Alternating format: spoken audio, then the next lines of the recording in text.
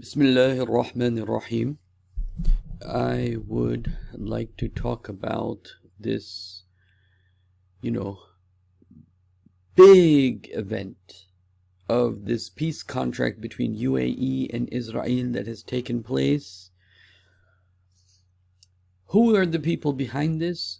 Are Sheikh Hamza Yusuf and Sheikh Hamza Yusuf's teacher. You would be surprised, and I have talked about this before in my talks about Sheikh Hamza Yusuf. I've done 2 talks in which I've talked in detail about his thinking and the way he thinks. We're going to go into a little bit of that, but you have to understand that it was Sheikh Hamza Yusuf's teacher that signed off on the fatwa that allowed this normalization to take place between UAE and Israel. Okay? This is the Emirates Fatwa Council. This is Sheikh Abdullah bin Bay. The Emirates Fatwa Council hails the UAE-Israel Peace Treaty, which will further promote peace and tolerance in the region and the world. Now remember this. This is very important. Peace. Peace and tolerance. Okay?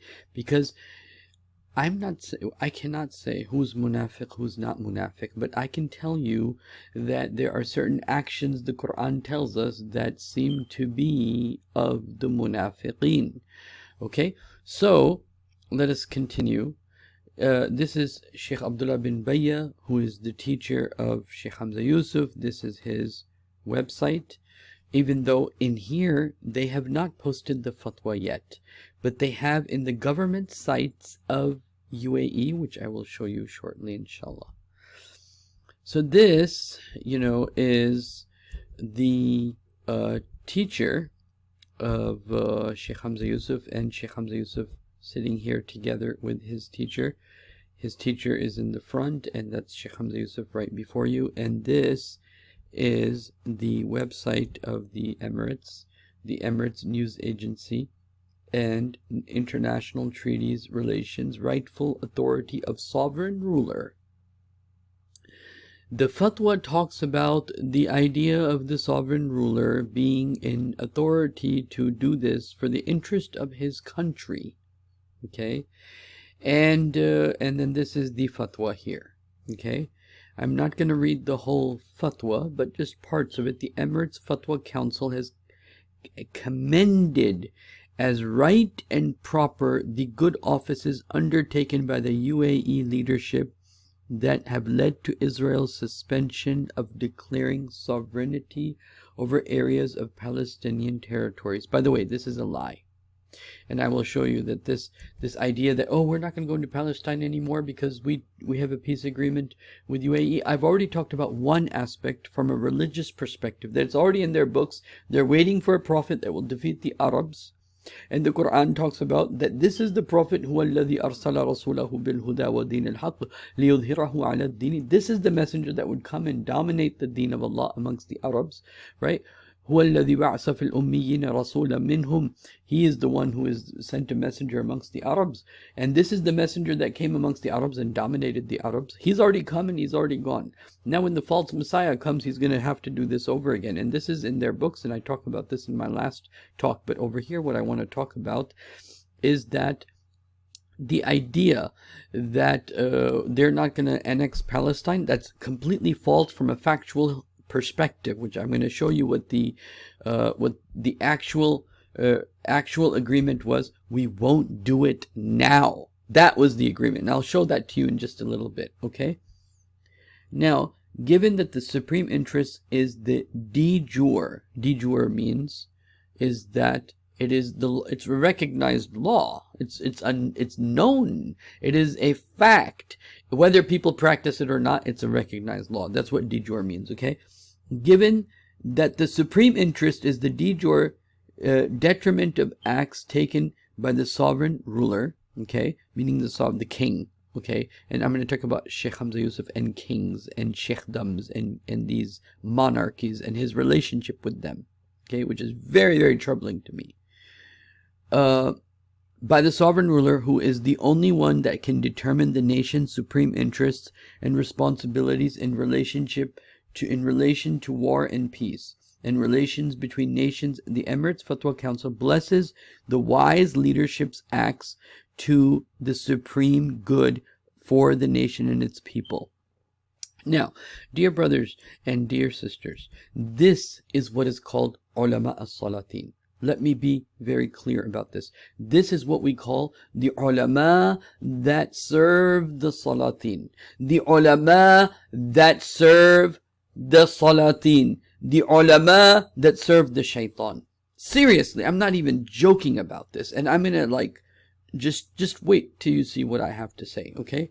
So this is the fatwa that the king knows what's in the best interest, and if it's in the best interest to have peace relationships with Israel, regardless of any other conditions, regardless of wala'ul bara, that Muslims do not choose alliances that are anti-Islamic against alliances that are against Muslims, meaning Israel is working against Muslims. They are everybody in the world, Jimmy Carter's book, all the biggest jail in the world, everybody knows Israel is a terrorist. Israel is the biggest bully on earth. Okay, Israel is the oppression that Israel is doing. And to say, oh, we'll just have normal relationships with you. Yeah, I'll tell you why they're having normal relationships with them in just a little bit, okay? Let me first show you one verse of the Quran which would suffice as far as what I'm trying to say. بَعْدَ أَعُوذُ بِاللَّهِ مِنَ الشَّيْطَانِ الرَّجِيمِ وَإِذَا قِيلَ لَهُمْ لَا تُفْسِدُوا فِي الْأَرْضِ. This is, by the way, in the beginning. It's Al-Baqarah. This is ayah number 11. Very beginning. After talking about the believers, ألف لام ميم ذلك الكتاب لا ريب فيه هدى للمتقين الذين يؤمنون بالغيب ويقيمون الصلاة ومما رزقناهم ينفقون والذين يؤمنون بما أنزل إليك وما أنزل من قبلك وبالآخرة هم يوقنون أولئك على هدى من ربهم وأولئك هم المفلحون. This is talking about the believers. This first 5 ayahs. Then it talks about 2 ayahs about the disbelievers. إِنَّ الَّذِينَ كَفَرُوا سَوَاءٌ عَلَيْهِمْ أَأَنذَرْتَهُمْ أَمْ لَمْ تُنذِرْهُمْ لَا يُؤْمِنُونَ. Then over here, ayah number 11. وَإِذَا قِيلَ لَهُمْ, and when it is said to them, لَا تُفْسِدُوا فِي الْأَرْضِ, don't cause fasad in the world. قَالُوا, they say what? إِنَّمَا نَحْنُ مُصْلِحُونَ, we're just making things peaceful. We're making things right. We are reformers. We are the ones who understand what needs to be done. You are the ones causing the fitna. We are the ones that want peace. وَإِذَا قِيلَ لَهُمْ لَا تُفْسِدُوا فِي الْأَرْضِ قَالُوا إِنَّمَا نَحْنُ مُصْلِحُونَ. They say, we're the ones making things right. أَلَا means beware. Beware. Or it means let it be known. إِنَّهُمْ هُمُ الْمُفْسِدُونَ. No, they are the ones causing corruption. وَلَكِنْ لَا يَشْعُرُونَ. But their state of being is they don't even perceive it. They don't even realize it. They don't even see it. And then they look at those believers that say, oh, why are you making peace with the oppressors of the world? Right? وَإِذَا قِيلَ لَهُمْ آمِنُوا كَمَا آمَنَ النَّاسِ, and when it is said to them, why don't you believe like those people who believe that have always said that this is wrong? قَالُوا إِنَّا نُؤْمِنُوا كَمَا آمَنَ السُّفَهَاءُ. Should we believe like the fools? These fools who never made peace with Israel, who have preferred morality over practicality. أَنُؤْمِنُوا كَمَا آمَنَ السُّفَهَاءُ أَلَا, let it be known, إِنَّهُمْ هُمُ السُّفَهَاءُ, they are the fools, وَلَكِنْ لَا يَعْلَمُونَ, but they don't perceive it. And then what happens? Because these big celebrities who sit with politicians, which I'm going to talk about, وَإِذَا قِيلَ لَهُمْ آمِنُوا قَالُوا آمَنَّا, when it is said to them, you should believe. Why are you not believing like everyone else believes? قَالُوا آمَنَّا, they say, we believe. وَإِذَا خَلَوْا إِلَى شَيَاطِينِهِمْ, and when they're empty with their shayateen, when they're alone with their shayateen, when they're there with the leaders, just alone between them, قَالُوا إِنَّا مَعَكُمْ, no, we're with you. إِنَّمَا نَحْنُ مُسْتَهْزِئُونَ, we just, go along with what they're saying in a mockingly way, we just take them in a lighthearted way. And so, you'll see what happens as a result. I'm going to show that to you, what happens as a result. Okay? By the way, Bismillah, I'm going to start this Arabic class. Maybe a lot of you know it. I'm going to have a link of this in the description, and you can click here if you want to pay for it. But you can go and look at the details of this Arabic class. We will be studying Islamic eschatology using Surah Al-Kahf, and we will be studying Arabic language, how to understand the Quran. Every Muslim should be able to appreciate and read Quran without a translation. That is the minimum you need to be able to do in these times, okay? So, you know, you can go over what the class is all about. Look at this link, and if you're interested, then join us. Jazakumullah khairan. Okay, so now, let us go back to this verses of the Quran. So, what happens as a result? The double speak of Sheikh Hamza Yusuf and Abdullah bin Ubayya. Hamza Yusuf and Abdullah bin Ubayya are playing a major role in legitimizing the UAE's actions around the world. When was this written? 2018. 2018 it was written. You see, anything Islamic that's happening in UAE is happening via Sheikh Hamza Yusuf and his teacher. So, what is going on? The Sheikh was a member of the cabinet. This is Sheikh Hamza Yusuf's teacher. Okay, he was a member of the cabinet, permanent member of the Committee of Mauritania's People's Party, then the ruling party for 8 years. Afterwards, he took on a number of posts, rising to the level of a minister on 3 occasions. His son, Sheikh Hana bin Bayya, who manages his father's communications, didn't fall far from the tree. In the years forum, his biography introduces him as a politician. This is Sheikh Hamza Yusuf's teacher's son, standing with Ivanka Trump, the daughter of Donald Trump, and him standing there. And this is the two sitting together and, you know, standing together and talking about, obviously, politics, okay? So, what is it that, you know, treaty's rightful authority of ruler, Fatwa Council says, okay? And, you know, you can go again, you see Sheikh Hamza Yusuf and Abdullah bin Bayya there. And let us go on so we can discuss UAE and Israel more than a marriage of convenience. Warming ties between the two countries largely rest on a shared vision over secularization of political Islam, meaning there should be no Islam. Basically, the agreement is no Khilafah, no Islam. Okay, number one, they both agree on confronting Iran. Number two, Abu Dhabi, Israel, has long feared Muslim Brotherhood. The influence of Muslim Brotherhood, yani Muslim Khilafah, somehow if Islam comes into the middle of everything, we don't want that. Even though Israel should be a religious state for the Jewish people, of course, but no Islam in the Middle East. That is the agreement. Hostility to Arab Spring, in any shape or form, that might give rise to, you know, Islam. The annexation plan, while far from finalized, fits into Kushner's one-state solution. Okay, so the one state, this is what the deal of the century is going to happen regardless. Okay, and then let us look at Sheikh Hamza Yusuf and as far as Trump. We have too much work to do, not protesting, not lighting fires, not saying Trump is not my president. He is, and that is how the system works. Who? Sheikh Hamza Yusuf. By accepting the results and moving on, now we have to work to make sure our educational, political, and scientific institutions, some of the finest in the world, are protected and perfected. This is what Sheikh Hamza Yusuf says.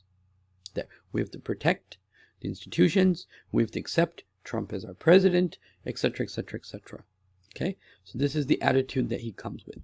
I have a whole video on this, allying with Sunni monarchies and sheikhdoms, right? Like UAE, he's always on the side of the monarchs. He always speaks positively about the monarchs, especially in UAE. Trump as God's servant, okay? He says, again, authority. He's on the side of where is authority, okay? One, on keeping a recognition that we have a metaphysical lens. Okay, I'll tell you what's wrong with this whole statement before I even read it. What's wrong with this whole statement is that if I take a knife and kill someone, yes, metaphysically, Allah did it. Okay, I understand that. Allah allowed, Allah Azza wa Jal, Allah Azza wa Jal, subhanahu wa ta'ala, allowed me to kill someone. So, he's basically saying, because Allah allowed me to kill someone, therefore I should not be angry that it happened. I should not be upset it happened. I should look at everything from a metaphysical point of view. The metaphysical point of view is Allah allowed it to happen, so then you have to accept it, that it happened. Total hogwash. That's not how Muslims think.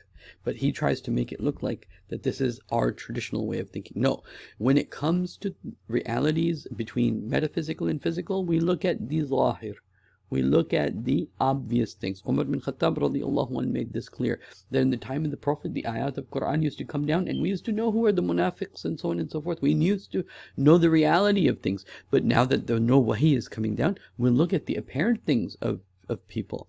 So anyway, he says, Sheikh Hamza Yusuf, okay, on keeping a recognition that we have metaphysical lens, that we look at the world with, and always seeing God behind these things. God is in charge. Trump is a servant of God.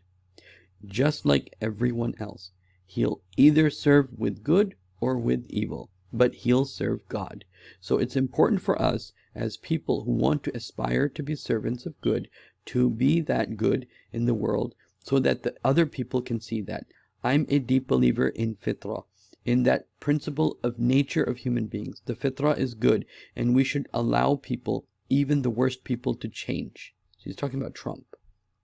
Our Prophet was, sallallahu alaihi wasallam, was a great example of that. He allowed the worst people to change.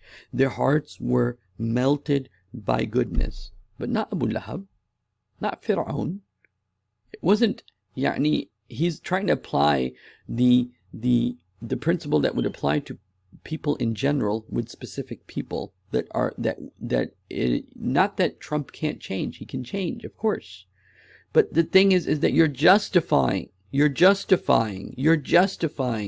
something that was not good with this type of rhetoric just to, I don't know, make who happy. I'm trying to figure that out still. Because I know Sheikh Hamza Yusuf knows better. Okay? Trump introduces the Muslim ban. Sheikh Hamza Yusuf says nothing. Okay? Banning the Muslim Brotherhood, by the way. UAE banned Muslim Brotherhood, also banned CARE in America. CARE is the largest Islamic organization for Islamic civil rights in America. That's all they do. Fight for the rights of the Muslims. But they were banned in UAE. Okay? So, Sheikh Hamza Yusuf, supports all that. Then, this Abdullah Bay'a, the first person, this is, by the way, a Jewish newspaper. Okay?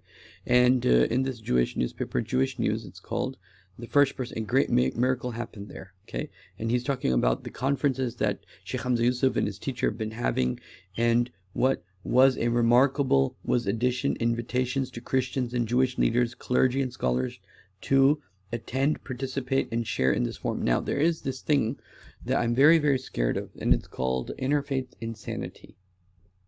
Interfaith insanity is this idea that, well, we all believe in this similar thing, so therefore we're all equal. Okay, a perennialist thought. Because the Dajjal will come and he'll fool everybody. And if this perennialist thought goes everywhere, then, Muslims are going to be like, well, Christianity, Judaism, Islam, they're kind of like all equal. No, they're not all equal. They're very different. And that's why there was a need for a new prophet.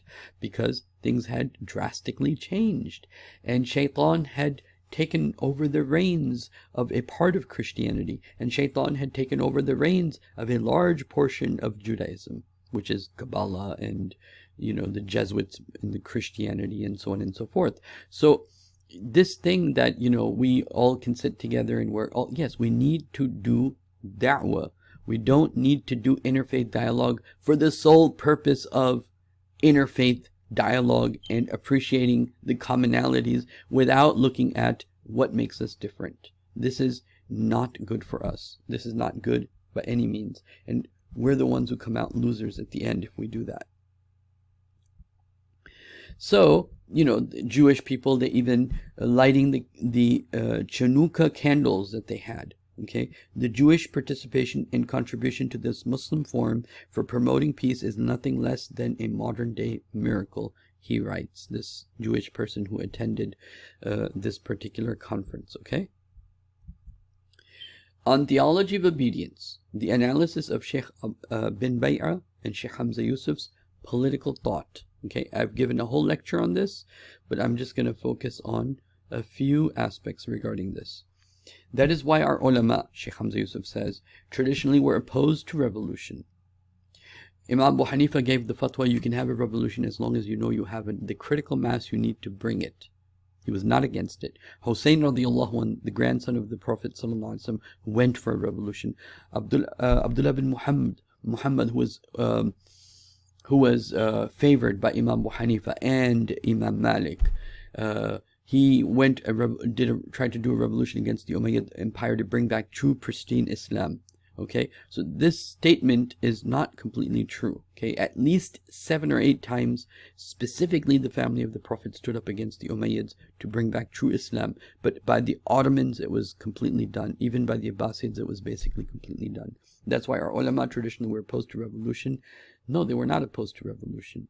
Okay, but yes, they were opposed to creating fasad or a jihad that would turn into fasad, or a fight that would end up killing innocent people because they were monarchs. They had standing armies.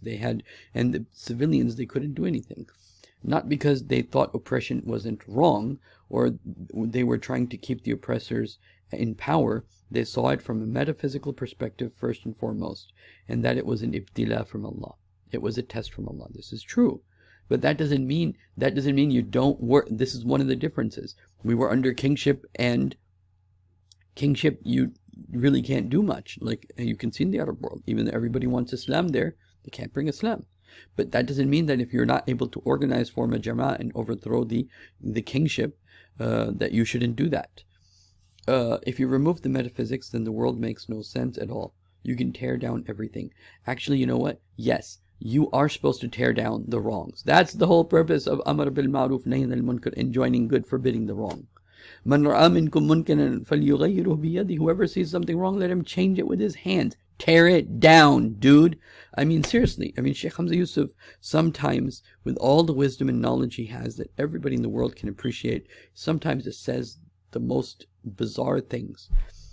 We do not accept rebellion against our leaders. This is what Sheikh Hamza Yusuf says. Or our public affairs even, if they're oppressive. Okay, this is the aqidah of the Muslims, he says. If you are to tell me we have to go out against the government, and our Salaf said, and they all agreed, even if they're oppressive, why did they put that in there? Because he knew people would say, we have been oppressed. This is talking about, and the Prophet gave conditions. He's talking about a hadith in Sahih Bukhari, basically, in which the Prophet says, don't rebel against the leaders as long as they pray. Do they pray? Do they really pray? Do they even attend Jum'ah? I mean, come on. So this whole thing that Sheikh Hamza Yusuf has been doing, kings do not have these, in order to talk about how good the idea of monarchy is and kingship is, and it is true. Political science says a compassionate king is probably the best type of leader. There's no doubt about it, okay?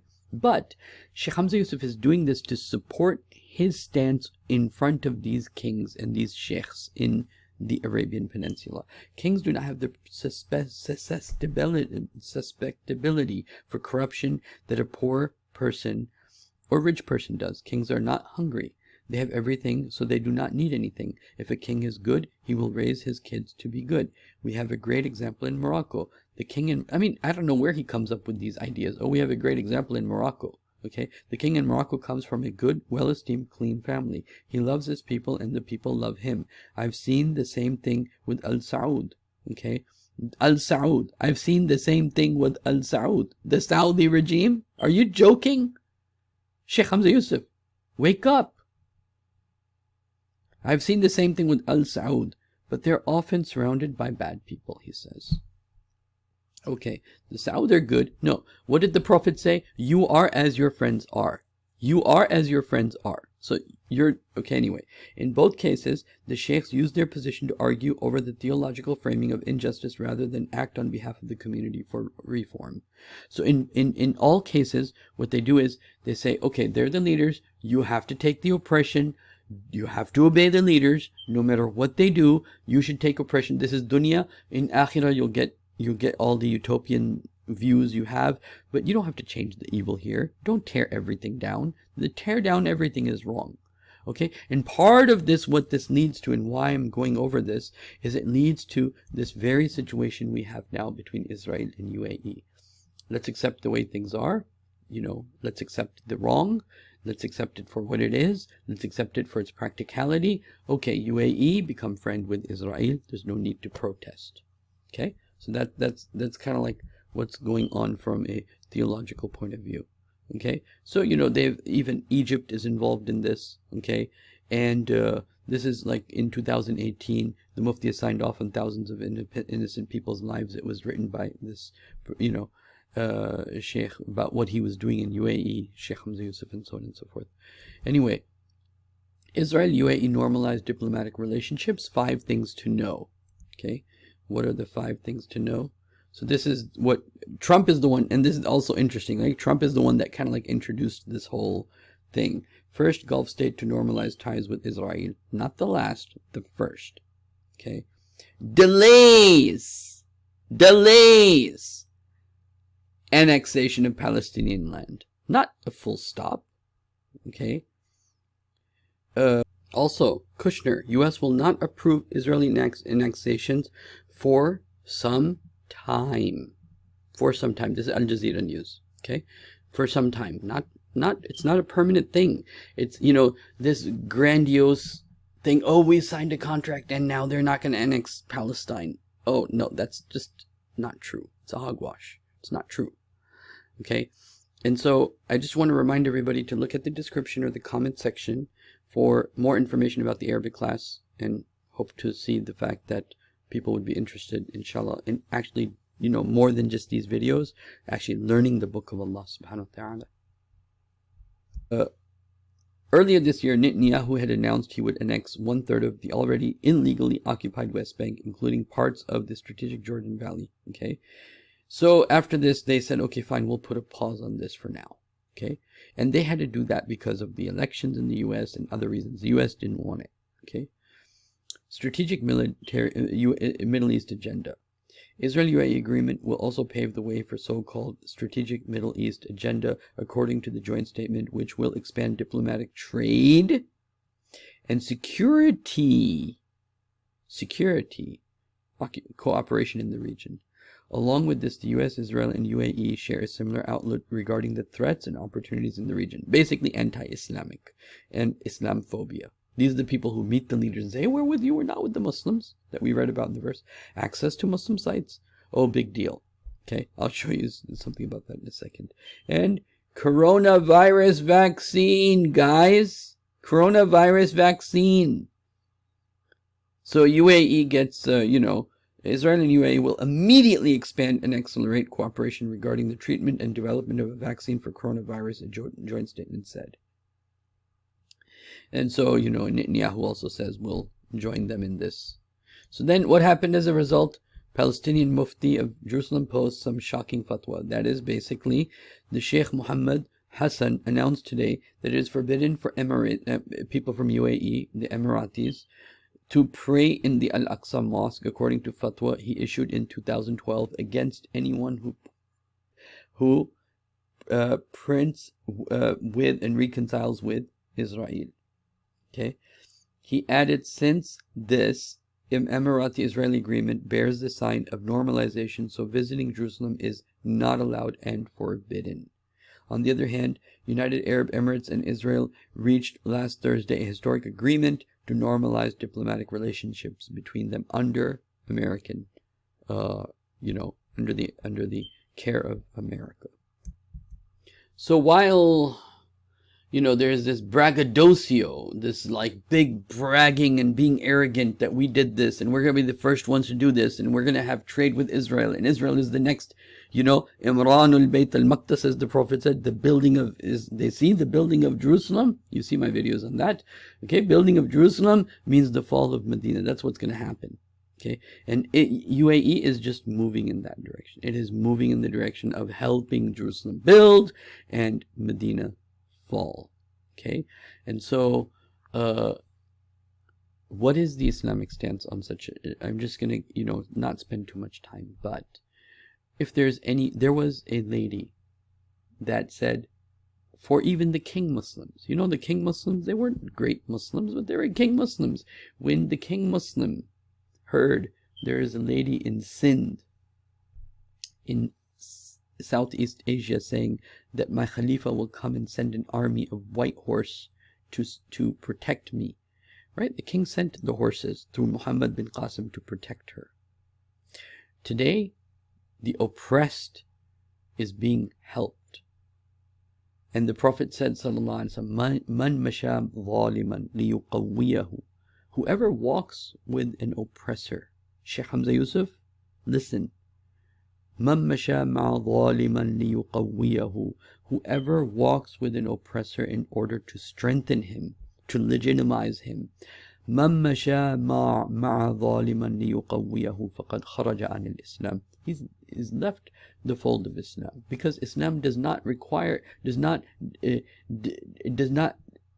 demand, it demands that you don't do that you fight for the oppressed. You fight for بِأَيِّ ذَنْبٍ قُتِلَتْ. For what reason have you killed this child girl? And so we have to be, we live in strange times. And we're going to see many strange things. And one of the strangest things I've ever seen in my life, that this man that I looked up to, Sheikh Hamza Yusuf, listened and was so proud of him. I was so happy about him. I used to do dua for him. I used to watch some of his lectures over and over again. That this man has today betrayed Islam. This man has betrayed Islam. And this man has become arrogant. He has become arrogant. This Sheikh Hamza Yusuf is not the Hamza Yusuf before 9/11.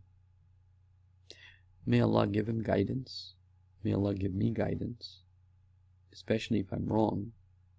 But I fear that I'm not wrong. And Allah knows best.